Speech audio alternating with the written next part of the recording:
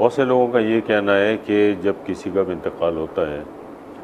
تدفین کے بعد آپ نے فاتحہ پڑھی، اس کے بعد ایک اور رسم ہے جو ہے سویم، اسے قل بھی کہا جاتا ہے، سویم بھی کہتے ہیں۔ تو لوگوں کا یہ کہنا ہے کہ اس میں 40واں جو ہے وہ کوئی کانسیپٹ نہیں ہے 40ویں کا، اور نہ ہی برسی کا کوئی کانسیپٹ ہے۔ تو کیا یہ صحیح ہے کہ 40واں اور برسی اس کا کانسیپٹ نہیں ہے اسلام میں، ہمارے دین میں؟ یہ ہے کہ غلام محی الدین بھائی، اصل ہے انتقال کے بعد فوت شدہ کو ثواب پہنچانا، ایصال ثواب جس کو ہم کہتے ہیں، یہ ہے۔ اب یہ آپ اسی دن پہنچائیں، 3 دن کے بعد پہنچائیں، 40 دن کے بعد، تو یہ جو چیز کی جاتی ہے نا، اس کا اصل جو کانسیپٹ ہے وہ ہے ثواب پہنچانا، نیکی کا ثواب پہنچانا۔ اگر آپ اس کو تیسرے دن کو ایسا محفل ارینج کرتے ہیں کہ بھائی انتقال کے تیسرے دن ہم جمع ہو گئے، قرآن خوانی ہو رہی ہے، قل شریف ہو رہی ہے، کوئی نیک کام، خاص 40 دن کے بعد جو کہا جاتا ہے 40واں یا چلم، 40واں یہی ہے، 40واں کے مطلب 40 دن کے بعد بھی ایک اہتمام کیا گیا، جیسے سال کی وجہ سے میں نے برسی کی بات کی نا، آگے جی 5ویں جمعرات نہیں آنی چاہیے، یہ بھی مطلب یہ دیکھیں بہت ساری چیزیں جو ہے نا یہ ایک باتوں کی حد تک ہیں، مگر اصل تصور یہ ہے کہ آپ انتقال کیے ہوئے شخص کو، فوت کیے ہوئے شخص کو ثواب، وہ تو آپ روز بھی کرتے ہیں، ہاں روز کریں، کر سکتے ہیں، اب اس کو تیسرے دن کر رہے ہیں، پڑھیں نام لے کے اس کو آپ تیسرے دن کر رہے ہیں تو اس کو آپ نے سویم کا نام دے دیا، اس کو 10 کے دن کے بعد کہہ رہے تو 10ویں کا نام دے دیا، 10واں بھی ہوتا ہے، 10واں بھی ہوتا ہے، 40 دن کے بعد کہے تو 40ویں کا نام دے دیا، سال کے بعد کہے تو برسی کا نام دے، ایک برس گزر گیا تو برسی کا نام دے دیا۔ تو اس کا تصور اسلام و دین میں ایصال ثواب کا موجود ہے نا، لیکن لازم نہیں کہہ سکتے، نہیں فرض واجب تو کوئی نہیں کہتا، اگر واجب تو کوئی نہیں دیکھیں کہتا۔ 2 چیزیں غلام محی الدین بھائی، ایک ہے کہ اس چیز کو لازم یا فرض یا واجب کہنا کہ یہ نہیں کریں گے تو گناہ گار ہوں گے، تو وہ گناہ گار ہوگا، ٹھیک ہے،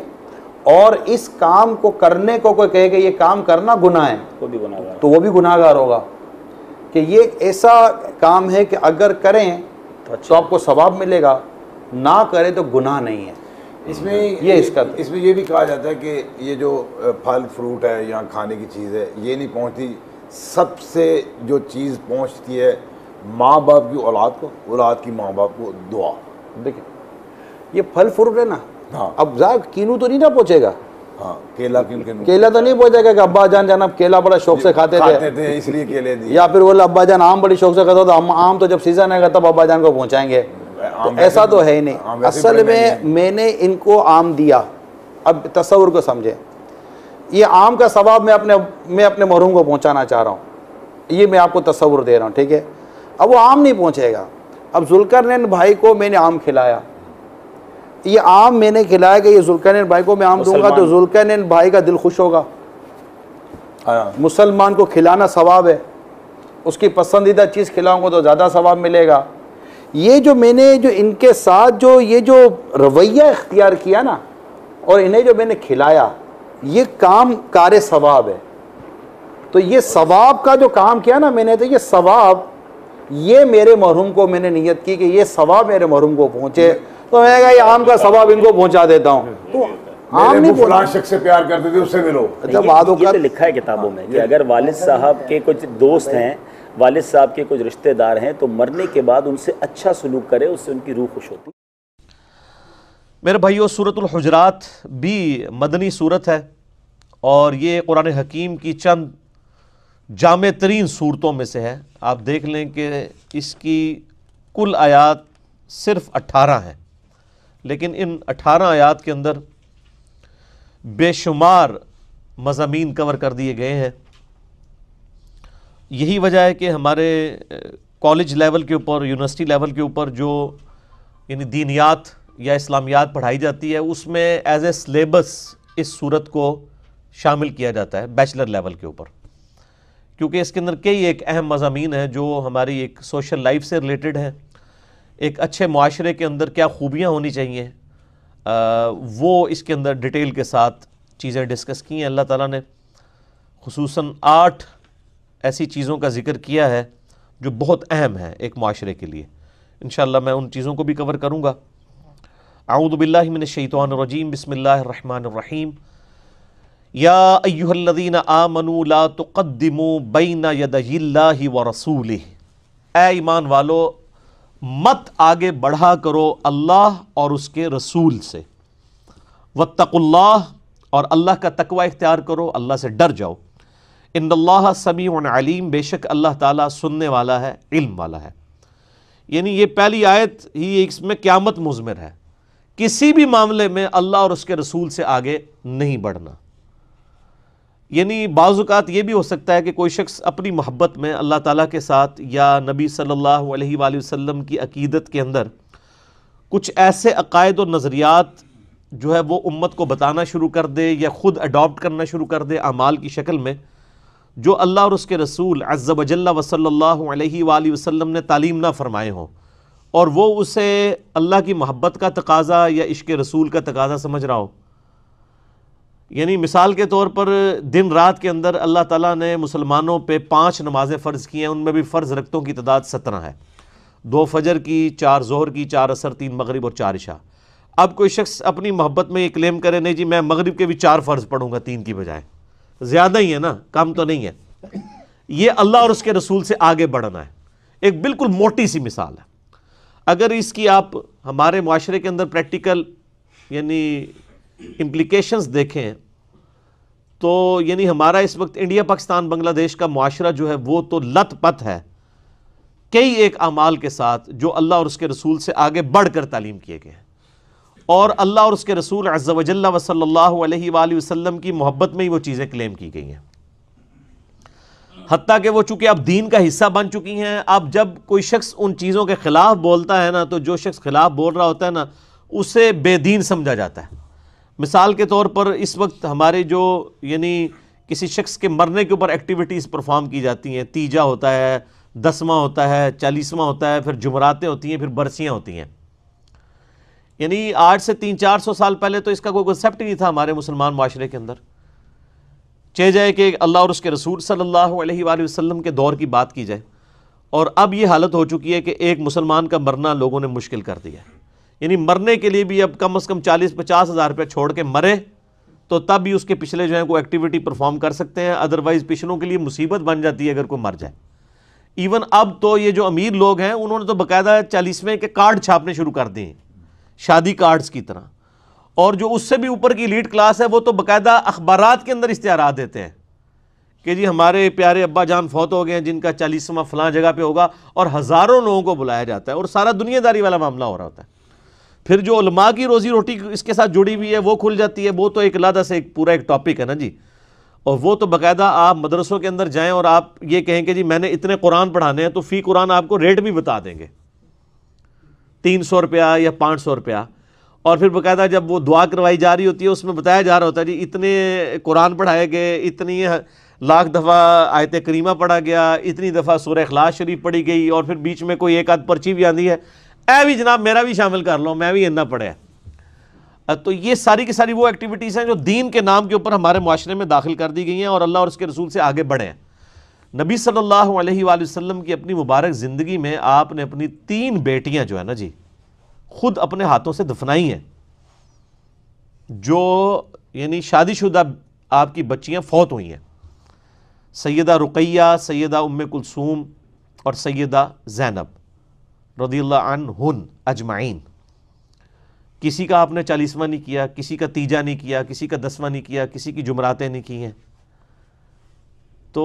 اب یہ ایکٹیویٹیز جب امت کے اندر داخل ہو گئی ہیں، اب جو شخص ان کے خلاف بولتا ہے نا تو وہ اس کے پاس لیم ایکسکیوز پتہ کیا ہوتا ہے، وہ کہتا ہے جی یہ چیزیں منع کدھر ہیں۔ یعنی ایک غریب تو بدتمیز کر رہا خود ہے اور جو منع کر رہا ہے اس کو کہہ رہے ہیں کہ جی بتاؤ یہ منع کہاں ہے۔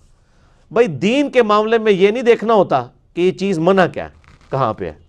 دین میں صرف یہ دیکھنا ہوتا ہے یہ چیز نبی علیہ السلام نے تعلیم فرمائی ہے یا نہیں۔ دنیاوی معاملات میں آپ نے دیکھنا ہے منع تو نہیں ہے۔ مثلا مسجد کے اندر ایئر کنڈیشن لگانا، اس کے لیے اب دین سے کوئی دلیل کی ضرورت نہیں ہوگی، اس کی ممانعت کوئی نہیں آئی، قالین بچھانے کی ممانعت کوئی نہیں آئی ہے۔ اسی طریقے سے مسجد میں پنکھے لگانا یا اسی طریقے سے لائٹنگ کے لیے یہ اہتمام کرنا، ان ساری چیزوں کی کوئی ممانعت نہیں آئی ہے، یہ دنیاوی اعتبار سے ریکوائرمنٹ ہے اور نہ یہ دین کا حصہ ہے۔ کوئی شخص نماز پڑھتے ہوئے یہ تو نیت نہیں کرتا نا یعنی اوپر اس قالین کے اور نیچے اس پنکھے کے، منہ طرف خانہ کعبہ شریف، جو دماغ میں نیت کوئی بھی حاضر کر رہا ہوتا ہے بندہ، تو یہ دین کا حصہ تو نہیں ہوتا، یہ دین کو سپورٹیو چیز ہے۔ آج اگر کوئی شخص حج پہ جاتا ہے ہوائی جہاز میں بیٹھ کے، تو وہ کوئی دین نہیں بن گیا، وہ دین کو سپورٹیو چیز ہے ہوائی جہاز میں بیٹھنا۔ آپ ہوائی جہاز میں جائیں، پیدل جائیں، بائی روڈ جائیں، حج ہو جائے گا۔ حج کی ایکٹیویٹیز میں اگر آپ کوئی چیز ایسی داخل کر دیں گے، جیسے وہ ایک پیر صاحب فوت ہو گئے ہیں ہمارے پاکستان کے تھے، ان کی باقاعدہ یوٹیوب پر ویڈیو رکھی ہوئی ہے کہ ایک بندے نے آ کے کہا جی مجھے طواف کی دعائیں نہیں آتی، تو میں نے اس کو بتایا کہ جی ہر طواف کے چکر میں وہابیوں کو گالیاں نکالا کرو، یعنی گالیاں انہوں نے تعلیم کی۔ تو حالانکہ طواف کی بھی دعائیں کوئی نہیں ہیں، طواف کی ایک ہی دعا ہے جو ہر بچے کو آتی ہے، ربنا آتینا فی الدنیا حسنہ وفی الآخرۃ حسنۃ وقنا عذاب النار۔ طواف کی جتنی دعائیں آپ کو 3 صفحوں کی یعنی ملتی ہیں نا، یہ مولویوں نے لکھی ہوئی ہیں، یہ کسی ضعیف حدیث میں بھی نہیں آئی ہوئی ہیں، خود بنائی ہوئی ہیں انہوں نے۔ اور میرے خیال پیچھے انٹینشن یہی تھی کہ حج کو مشکل کر دیا جائے تاکہ علماء کہیں کہ ہم نے بھی کچھ عرض کیا ہے، وہ کتابیں بھی ان کی بکنی شروع ہو جائیں، ورنہ اگر ایک ہی دعا ہو تو اتنی موٹی موٹی کتابیں ان کی بکیں۔ وہ لکھا ہوتا ہے پہلے چکر کی دعا، دوسرے چکر، اور چکر آپ ہی چڑھے نے انہوں کولوں بڑھائی نے دعاواں، تو پہلے چکر کی دعا، دوسرے چکر، یہ سب کچھ اللہ اور اس کے رسول سے آگے بڑھنے والی بات ہے۔ اس کو شریعت کی ٹرمنالوجی میں کہا جاتا ہے بدعت، یعنی دین میں جو خود سے چیز داخل کی جائے۔ بخاری اور مسلم کی متفق حدیث ہے، نبی صلی اللہ علیہ وآلہ وسلم نے فرمایا من احدث فی امرنا ھذا فہو رد، جس نے ہمارے دین میں جو تعلیمات میں نے تعلیم کی ہیں اس میں کوئی چیز خود سے داخل کر دی، وہ مردود ہے۔ اس کے لیے یہ نہیں دیکھا جائے گا منع کہاں کیا ہے۔ بڑی موٹی سی مثال ہے، نبی صلی اللہ علیہ وآلہ وسلم نے کہاں پر منع کیا ہے کہ جنازے کی اذان نہ دی جائے اور عید کی اذان نہ دی جائے؟ لیکن عید کی اذان نہ بریلوی دیتے ہیں، نہ دیوبندی دیتے ہیں، نہ اہل حدیث دیتے ہیں، نہ شیعہ دیتے ہیں۔ اذان دینا تو کوئی برا کام تو نہیں ہے نا، اکثر وہ کام کر رہے ہوتے کہتے ہیں جی یہ کیڑا چنگا ہے، برا کام ہے جی سامنے کھانا رکھ کے اللہ کا کلام ہی پڑھے نا جی، یہ کیڑی کوئی غلط گل ہو گئی ہے۔ تو سر اللہ کا وہ کلام جو نبی علیہ السلام نے تعلیم فرمایا اذان کی شکل میں، وہ آپ عید کی نماز جو سال کے بعد ہوتی ہے اس کے ساتھ تو آپ اذان نہیں دیتے، اس وقت آپ کو کیوں نہیں خیال آتا؟ وہ کہیں گے جی نبی علیہ السلام نے نہیں دی تھی، ان کو کہیں آپ کا تو یہ کرائٹیریا ہی نہیں ہے کہ آپ نے کیا یا نہیں، آپ کہتے ہیں جی منع کہاں ہے، تو عید کی اذان منع کہاں ہے؟ منع تو کہیں پہ نہیں ہے۔ وہ کہیں گے نہیں جی چونکہ تعلیم نہیں نہ فرمائی اس لیے نہیں دیتے۔ تو سر یہ جو آپ کچھ نئی کہانیاں شروع کی ہوئی ہیں، یہ کہاں پہ تعلیم کی ہوئی ہیں؟ جمعراتیں ہیں اور 10ویں اور 40ویں، یعنی اب آپ کو سمجھ آ گئی بات؟ منع بھی کر دیا آپ علیہ السلام نے۔ یہ جو میں نے بخاری مسلم کی حدیث پڑھی ہے، من احدث فی امرنا ھذا، جس نے ہمارے امر میں، ہمارے حکم میں جو ہم نے تعلیم کیا ہے کوئی چیز داخل کی، فہو رد، وہ مردود ہے۔ اور اس سے بڑھ کے وہ خطرناک روایت ہے جو صحیح مسلم میں ہے، انٹرنیشنل نمبر کے مطابق 2005، امام باقر علیہ السلام جو امام جعفر کے والد ہیں اور امام زین العابدین کے بیٹے ہیں، امام حسین علیہ السلام کے پوتے، امام باقر نے وہ روایت کیا ہے جابر بن عبداللہ سے، صحیح مسلم 2005، کہ نبی صلی اللہ علیہ وآلہ وسلم جب کبھی جمعے کا خطبہ دیتے یا کوئی بھی تقریر کرتے، اس کے شروع میں آپ یہ الفاظ ضرور بولا کرتے تھے، اما بعد فإن خیر الحدیث کتاب اللہ، آگاہ ہو جاؤ حمد و صلات کے بعد کہ سب سے بہترین کلام اللہ کی کتاب ہے، وخیر الہدی ہدی محمد صلی اللہ علیہ وآلہ وسلم، اور بدترین کام وہ ہیں جو، اور سب سے بہترین راستہ محمد صلی اللہ علیہ وآلہ وسلم کا ہے، وشر الامور محدثاتھا، اور بدترین کام وہ ہیں جو خود سے دین میں داخل کر دیے جائیں، وکل محدثۃ بدعہ، اور ایسے تمام کام بدعتیں ہیں، وکل بدعۃ ضلالہ وکل ضلالۃ فی النار، اور یہ بدعتیں جو ہیں یہ گمراہیاں ہیں اور تمام گمراہیاں دوزخ میں لے جانے والی ہیں۔ یہ آخری الفاظ کہ تمام گمراہیاں دوزخ میں لے جانے والی ہیں، یہ اسی سند کے ساتھ سنن نسائی کے اندر الفاظ موجود ہیں، باقی سارے مسلم شریف میں ہیں۔ تو جب آپ نے فرما دیا کہ سب سے بہترین کلام اللہ کی کتاب اور نبی علیہ السلام کا طریقہ سب سے بہترین ہے، اور بدترین کام وہ ہیں جو خود سے دین میں داخل کر دیے جائیں، تو آپ نے کیٹاگوریکلی ہر چیز کو منع فرما دیا۔ ایک ایک چیز کو تو منع نہیں کرنا تھا نا، ماشاءاللہ امت نے اتنا کچھ شروع کرنا سی کہ وہ پوری ایک لسٹ بن جاندی، اس کی بجائے ایک کیٹاگوریکل جملہ بول دیا کہ جی بہترین کلام اللہ کی کتاب ہے اور بہترین طریقہ وہ ہے جو محمد صلی اللہ علیہ وآلہ وسلم کا ہے، بس اس کے علاوہ جتنے کام دین میں داخل کیے وہ بدترین گمراہی ہے۔ بات ختم ہوگی۔ ہاں دین میں جو اچھے طریقے ہیں نا وہ آپ جاری کر سکتے ہیں، جس میں اوریجنل دین ڈسٹرب نہ ہو. مثلاً قرآن پاک اصل دین ہے, اسی کو کوئی PDF فارمیٹ میں لے آتا ہے, JPG کی فارم میں, یا اس کا کوئی سافٹ ویئر بنا دیتا ہے سرچ والا, جیسے ایزی قرآن و حدیث بنا ہوا ہے, یا مکتبۃ الشاملہ احادیث کا سافٹ ویئر بنا ہوا ہے, یا امام بخاری امام مسلم نے حدیث کی کتابیں حدیثیں جمع کر کے ایک بکش فارم میں دے دی. حالانکہ نبی علیہ السلام یا صحابہ حضرت ابو بکر کا تو کوئی آپ کو صحیح ابو بکر یا صحیح عمر یا صحیح عثمان یا صحیح علی تو نہیں ملتی نا. تو اس وقت زبانی حدیثیں یاد کی جا رہی تھی, پھر آہستہ آہستہ انہی کو ریٹن فارم میں لے آئے. یہ اسلام میں ایک اچھا طریقہ تھا. یہ دین میں نیا چیز داخل تب ہوتی جب یہ حدیثیں خود سے بنا کے داخل کی جاتی, اور اس کی جو ثبوت میں نبی علیہ السلام نے خود ہی فرما دیا. صحیح مسلم میں حدیث ہے, جس نے اسلام میں اچھا طریقہ جاری کیا تو جتنے لوگ اس پر عمل کریں گے ان کا ثواب بھی اس شخص کو ہوگا, اور عمل کرنے والوں کے ثواب میں بھی کمی نہیں آئے گی. اور جس نے اسلام میں برا طریقہ جاری کیا, جتنے لوگ اس پہ عمل کریں گے اس کا وبال بھی اس بندے پہ ہوگا, اور اس جو عمل کرنے والے ہیں ان کے وبال میں بھی کمی نہیں ہوگی. یہ ہے طریقہ, بدعت نہیں, طریقہ.